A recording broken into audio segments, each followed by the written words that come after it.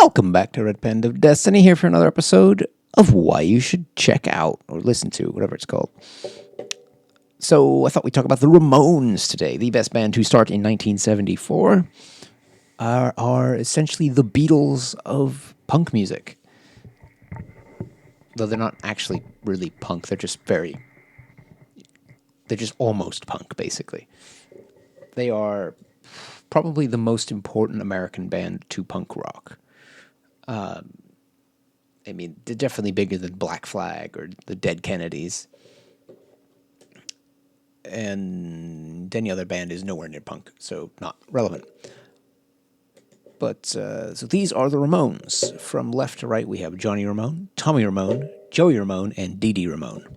And no, they're not related, they just changed their names to Ramone, just to brand, I suppose. Yes, the Ramones.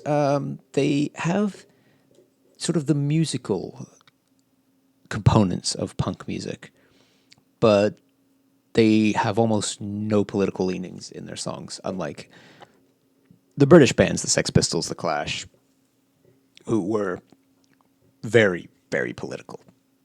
You cannot get through an album of those bands without hearing something political. The Ramones were more of pop punk. They were kind of they were just a fun band. They weren't confrontational. They were simple. They're basically just like bands like The Sweet on speed. They play way too fast.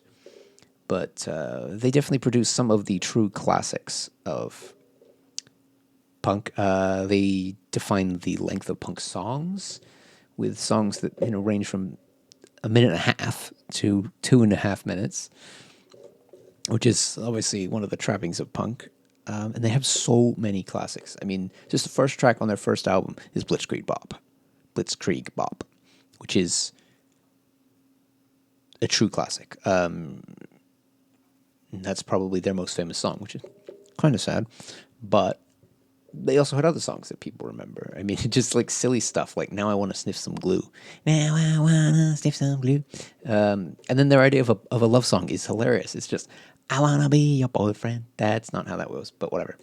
Or, is there another one on this album? The KKK Took My Baby Away, that one. It's actually kind of a fucked up song, but it's catchy. 53rd and 3rd, is that about? It's either about prostitutes or drugs. I forget which one. They're not actually that mainstream of topics all the time. But they have so many good songs. I mean, just moving on to their second album, you got Gimme Gimme Shock Treatment.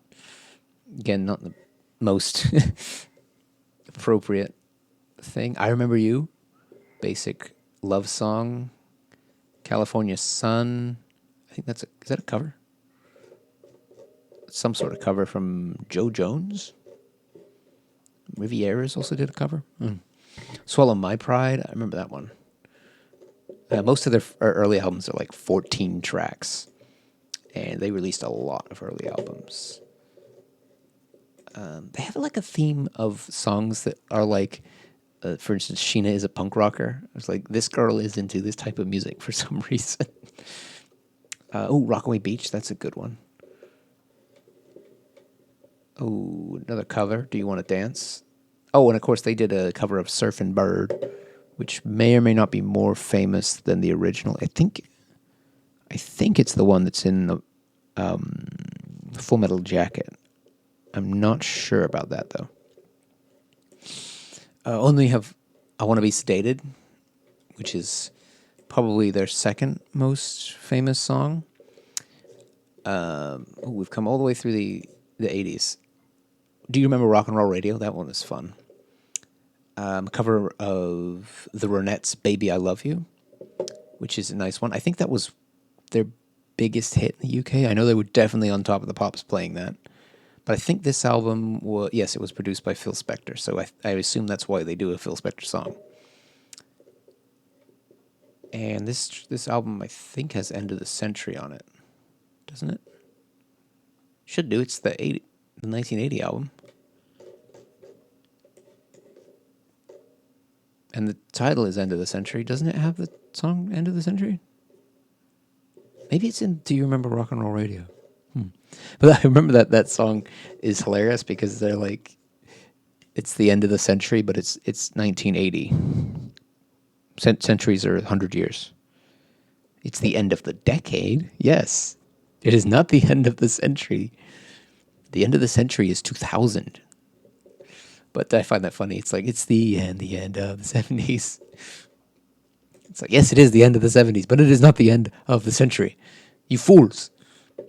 Pleasant Dreams. Oh, that's where the KKK took my baby away is. Because you can see how that rhymes.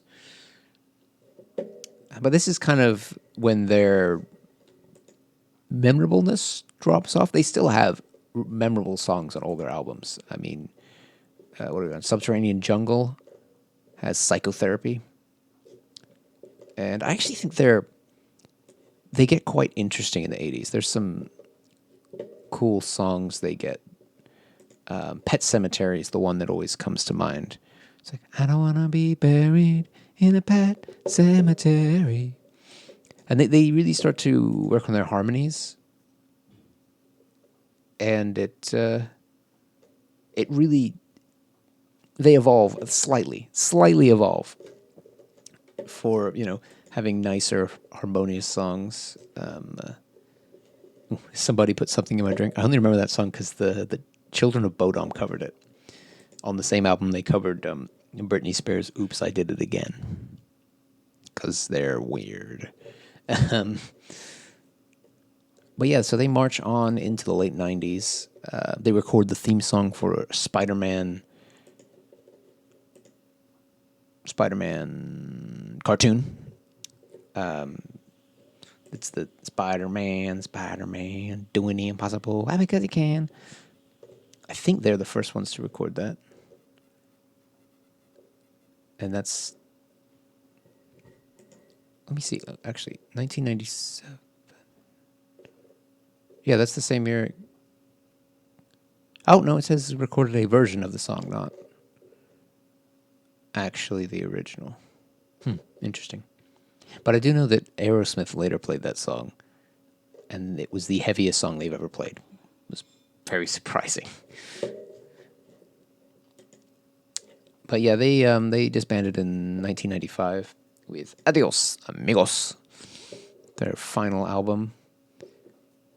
And I think they had a long and successful career. I really like the Ramones. They are very much a contender for band of the decade. And I do want to point out that there is a song called Ramones Ramones. Well, let's just call it Ramones, but it's a Motorhead song about the Ramones that the Ramones then covered. Yeah, I really like that. I like that a band would hear a song about them and record that song. I mean, it's kind of like Anthrax covering Bring the Noise, because Bring the Noise actually does reference Anthrax. But this is actually a song deliberately written about the Ramones. Looks like the Motorhead album 1916 from 1991. So, I guess Lemmy was a fan. And Motorhead are definitely a contributor to punk rock, because they're like the band that the punks and the metalheads both liked, because they were a bit of each. They basically invented thrash metal and crossover thrash at the same time. And speed metal. They invented that as well. So, we'll be back next week for why you should watch of a series that I haven't picked yet. So, it'll be a surprise for me and you.